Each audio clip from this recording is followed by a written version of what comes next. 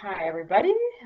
So I'm back here for another week for the Clean Living Challenge, and I'm really excited because, again, this is going to be another awesome week. I'm really excited to share what I have to share with you, all the awesome information that I have. There's quite a bit of information, so I'm not going to go through every detail of it, and I mean, there's probably lots of stuff more that I don't even know about, but I'll tell you what I know and what I've been doing. To kind of eliminate these stressors that we may not see in our lives or even know that they're there. But before that, I just wanted to see how everybody was doing with the last two challenges, if what you've learned, if you've enjoyed it. Hey, Kathy, thanks for watching. Yeah, and just see what you've learned. Was it difficult to change your other habits that you may have had towards reducing and reusing or recycling or any just diverting your waste? Anyways, so that was a big focus on those 2 weeks was kind of more so for the planet, also for our health as well, but more so for the planet and indirectly our health. This week is kind of more to do with our own health, and yes, a little bit to do with the environment as well, of course, but mostly our health. So there's a couple bigger categories I want to touch on today about these invisible stressors. Um, and yeah, Kathy, I'm really happy to be here to share what I know and what I've learned, and just to increase your guys' awareness too. So, super happy to be here. So yeah, we'll talk about the just different disruptors in our lives. So I have a lot of notes just so I don't forget to say certain things because there's really important stuff here that I want to cover. And then again, the challenge is kind of going to be the same thing as last time, where we're just going to kind of become aware of certain things in our lives and can we eliminate or change these things that we have that may be harming us or and the environment. So today I'm going to talk about different disruptors that we may have in our products. So anything we use in and outside of our bodies, our cleaning products, anything that we use outside, like well, we have a general term that's called biocides. So I'll go over that a little bit. Just different things that we consume.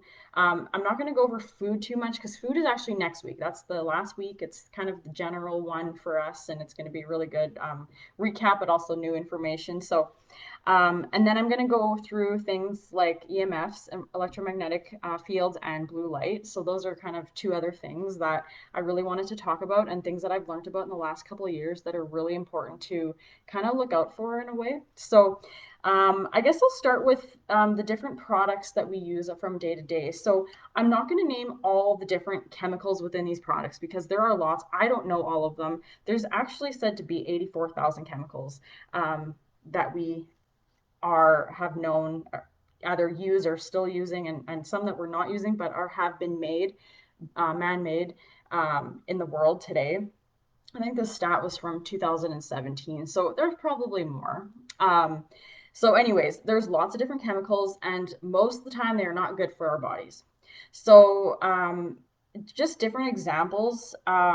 We have things, so within our different products that we use on our skin, let's say, or within the bathroom, so toothpaste and mouthwashes, soaps and shampoos, deodorants, all that sort of thing. There are different ingredients that you want to avoid, even sunscreen, mosquito spray.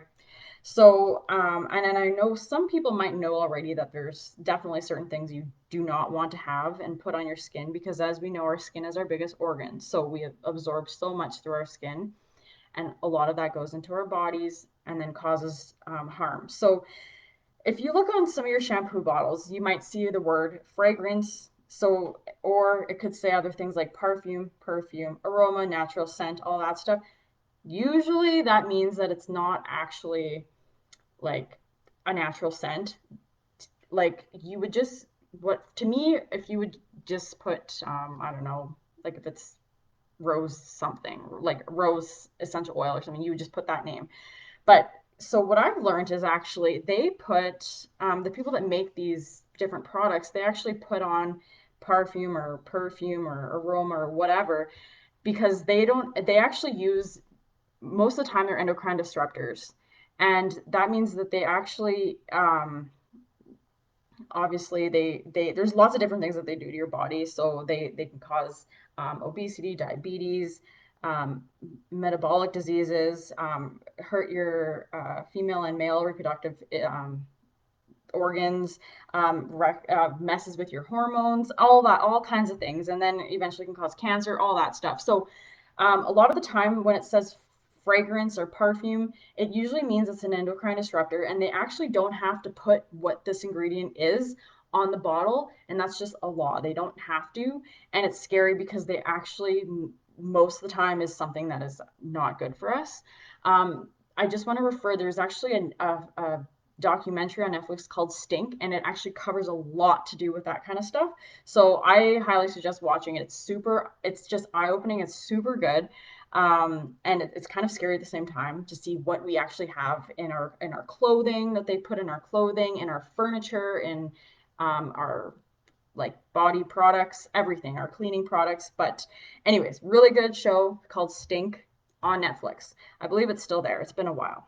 So there's other things too that you want to look up for, like parabens. Those can interfere with your hormone production. Um, so that's usually in cosmetics and sunscreens, or just topical skin creams. Um, and it's used to preserve and to lower the corrosion, I guess, and contaminate the contents in whatever, like within this bottle that you're buying. So there are different reasons why they're using this stuff, but at the same time, it's kind of scary to put it on your skin. There's phthalates. Um, those are plasticizers, so they usually put it in soap and nail polishes, hairsprays, and that can mess with your reproductive reproductive organs and tissues and hormones. And that's actually used to soften plastic. So I don't know. They put it in soaps and nail polishes in different things. There's also a really big one that I'm reading this really good book. I think I mentioned it to some people. It's called The Plant Paradox, but there's a whole section on know the enemy. So there's different disruptors. So I kind of took some content from there too because I thought, oh man, he's really covering it like super well, and I wanted to share it. It's actually by Stephen Gundry, so you may have heard of him. So a lot of this stuff, yeah, comes from there. But I learned not long ago that triclosan, it's in you'll find that again in soaps, deodorants, body washes, all that kind of stuff. I did learn though that it is banned in to be used in soaps and body washes, but they still use it in toothpaste, hand sanitizer, and mouthwash.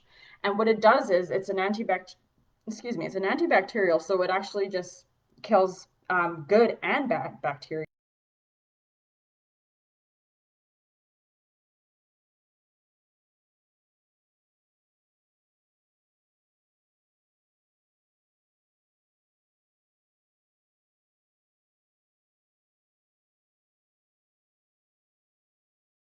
Obesity, and it actually changes your gut flora, so it's not good.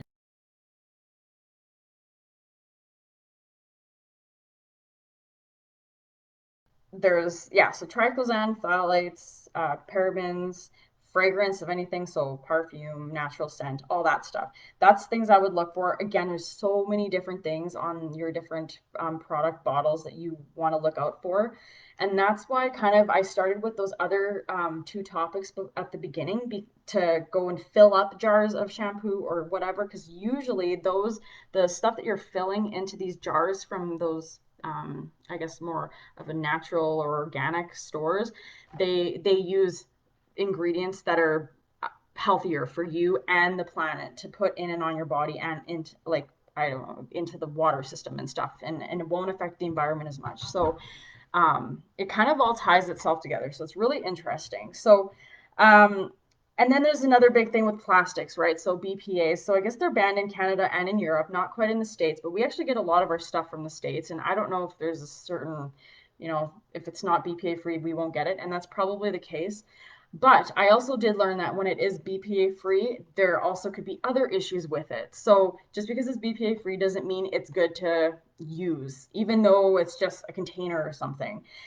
If you're for your food, for example, that's why I always suggested in the last videos to use glass or just different, a beeswax wrap over top of a glass container, whatever you can do to reduce the amount of plastic that you're using because it's some like the just plastics are not good in general, just with the chemicals they give off if they're in the microwave, if you put them in the microwave or if you have them in the sun, it's not good for you. So BPA is it used in lightweight plastics to make it so that it's tougher and heat resistant. And then, so sometimes they'll use it as a plastic lining in cans, in canned goods, and that'll stop it from corroding. And also, you'll sometimes find them on printed receipts from stores. So you want to be careful. Again, if it's banned in Canada, I would say that they shouldn't have that on the papers, but who knows, right? It's very small amounts of things. So they say to just kind of, if you touch the receipt, put it wherever you're going to put it, and then wash your hands after, because that it could contain this chemical on it. So lots of different things. I just wanted to touch base on endocrine disruptors one more time, because what they do is they mimic estrogen, which estrogen, it tells your cells to store fat for, and it's the one of the main hormones within females. So males have it as well, but um, it's used to tell the cells to store the fat for when you're for your upcoming pregnancy. So the problem is these endocrine disruptors, your body thinks that they're like estrogen, so they actually act.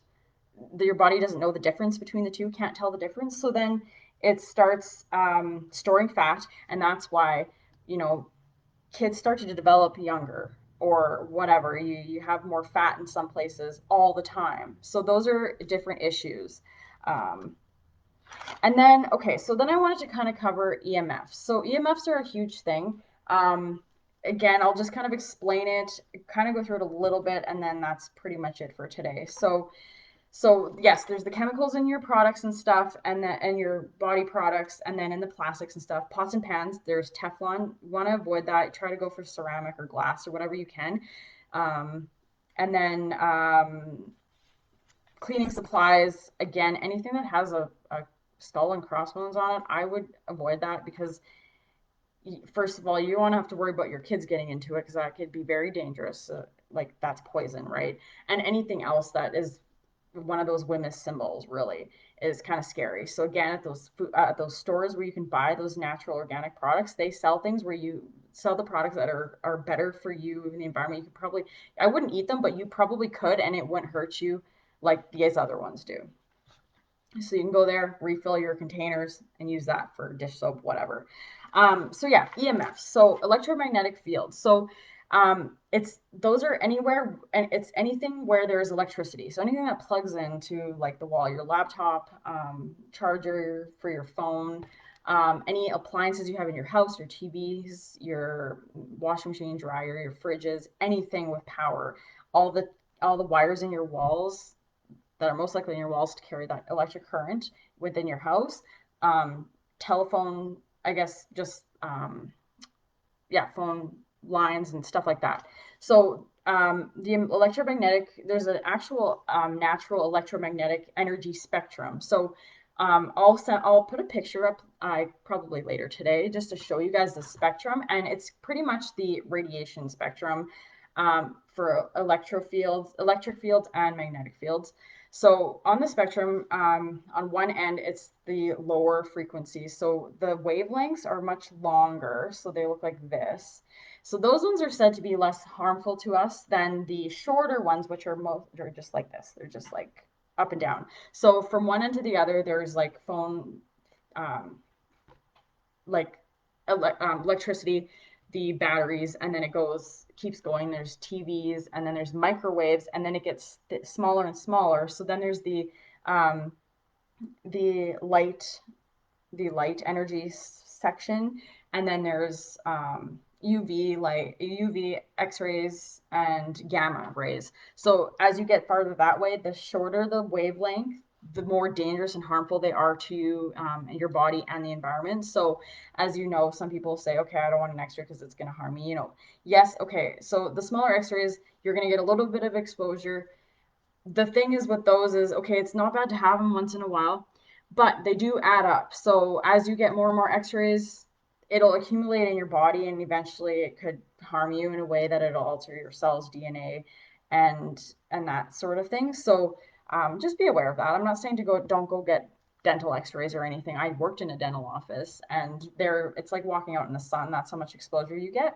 But just be wary of when you have to go and get like a bigger x-ray.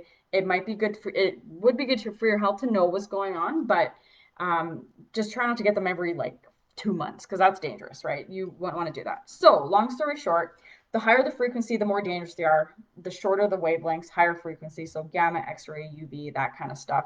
Those are said to be more harmful to us. And the shorter wavelengths. The light energy is kind of closer to the UV, so the shorter ones. So it's a little bit more concerning, but not too bad. Um, so there's lots of details about EMFs, but typically, like I said, it's found in things where there's electricity running through. Um, and so there are different things that they do to protect us. So they'll have different guidelines and stuff for when they make ovens and microwaves, and for our phones as well, so that there's not so much EMF exposure, or the field isn't as great or as strong. Even with power lines, it's better to not stand right underneath, because that's where it's the strongest. Your walls of your house will protect you to a point from those EMFs, but just yeah, those are actually on the lower frequency side of the spectrum, so they're not as bad for you. And again, there are studies done, but they don't have enough to say, okay, yes, this is extremely harmful, or no, this isn't. So again, like I said, things will add up and just eventually will probably harm your body. So just keep that in mind, even if it's just a little bit. And with the amount of electronic use that we have these days, it's very important to kind of just keep awareness of that, because I think that's why it's really coming into light right now. Um,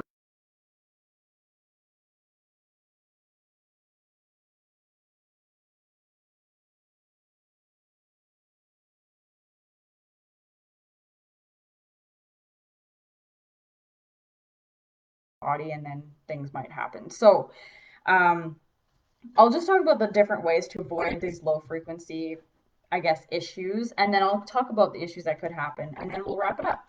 So to avoid the potential harmful effects of these low frequency things, so like the power lines, your TV, computers, just even your blender in your kitchen, your hair dryer. So anytime you're not using it, just unplug it.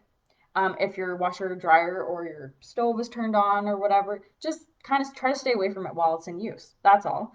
Um, with your phone too, your cell phone, um, try to put it down when you're not using it. Try not to put it in your pocket when you're walking and stuff. And what I do at night is I put it on airplane mode, so that there's nothing coming to, there's no EMF, there's no strong field. And also the Wi-Fi routers in your house, they're said to have a strong field. So actually at one point I was unplugging my router at night. I don't need Wi-Fi at night, so why have it plugged in? So I was just doing little things like that. Yeah, and unplugging your devices, and to use speakerphone, because when you have it by your head, it can go through into your brain. Adults, obviously, you're more developed.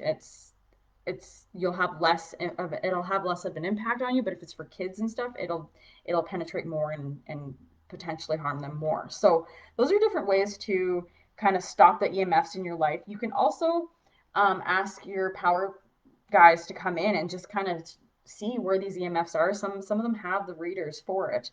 I actually went to an event in Regina. They had a table of somebody explaining what EMFs are and how to read them, and to see how much were around you with whatever you have. So like your cell phone, a laptop, whatever. It was really cool. Kind of scary because it's really an invisible stressor, but really cool to know.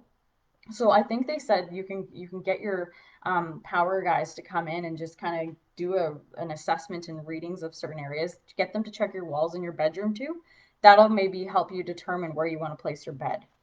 And I've actually heard of necklaces that you can wear to prevent EMF exposure into your body, and actually a mattress that was made with things that will, I guess, stop the EMFs from coming into you while you're sleeping. The mattress is kind of like a shield. It was pretty cool. So again, it's very new, sort of a new topic for me and just kind of society. So that's what I know. And then with blue light, so it's actually on that spectrum I talked about. It's closer to the one where they're shorter wavelengths, so the more, I guess, dangerous ones, but not quite dangerous that it's going to harm us a lot. Right now, their studies show that the most that this blue light can do, so it's light energy, it's the highest energy light that we can see with our eyes. The sun actually gives off blue light. So there's fluorescent and incandescent light bulbs, and then there's devices that have screens. So your computer screen, your laptop, your tablet, your computer, whatever, your TV, anything with a screen. So they actually use LED, so emitting diode technology, um, to help stop that.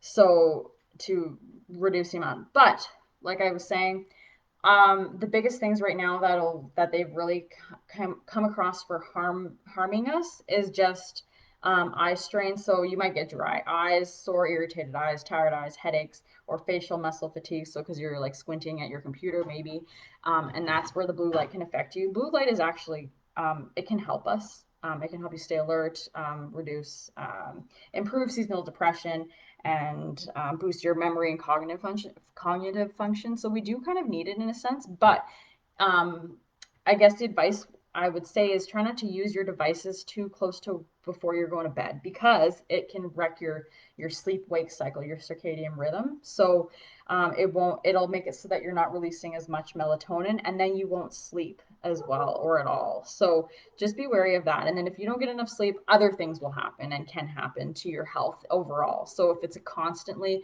I'm going to look at my phone before bed with that blue light, it can eventually start affecting your life. So, and there's different things that it can do if you don't get sleep, but again, that's extra detail. And so there's different ways you can kind of prevent too much blue light exposure, especially at nighttime. They have a rule. Well, there's a rule for during the day. If you're on the computer a lot, there's a 20-20-20 rule. So every 20 minutes, look away at something that's about 20 feet away for 20 seconds, just to get your eyes focusing on something else so you're not constantly looking at the screen. They also make these glasses that have these, I guess, tinting in them to help protect your eyes from blue light if you're always in front of the computer or the TV. And that's why I sometimes wear them if I find that I'm on the computer doing work on the computer a lot. And then on your phone, actually, there's a setting on my phone. You just go to settings and you just turn on the blue light filter, and then you'll see a difference in the set on your phone. It'll look blue, and then you turn that on, and it'll actually go more of a like a clearer color, so it won't be as bright for your eyes, especially at night. And then there's things like light bulbs you can change for your bedroom too, to eliminate the blue light and everything. So yeah, those are two different things that I really wanted to cover: the EMFs and then the blue light within that radiation slash electric and magnetic field spectrum. Um,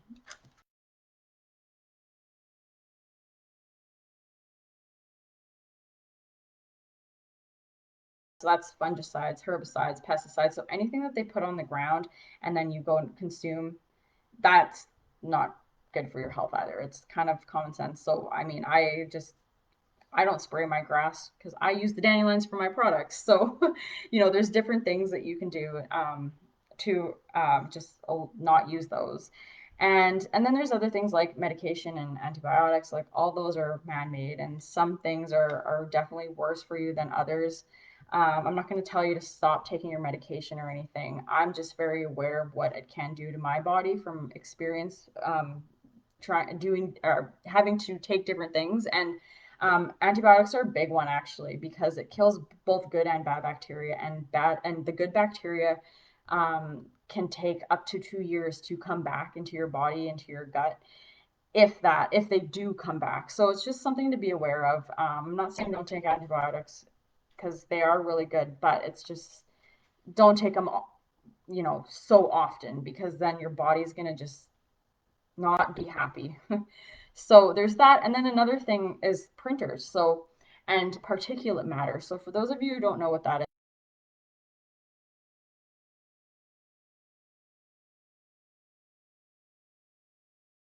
oh, dust, smoke, smog, fog. Well, fog is natural. So smog is smoke and fog together, which is not good for inhaling. Um, So there's larger particles you might see, like maybe ashes or something, that you won't inhale and then get it into your lungs. But the smaller ones that you cannot see with the eye, those ones are the more dangerous ones. You can't really see them. So there's ammonia, there's carbon dioxide, carbon monoxide, methane, all that sort of thing, asbestos. Those are it's particulate matter. Those are dangerous to inhale. So those are other invisible stressors that we might not think about. Just anything that has a strong scent too. Not saying that essential oils and things are bad, but the chemical side of things. So, when you turn your car on and you smell that exhaust, that's not really good to inhale.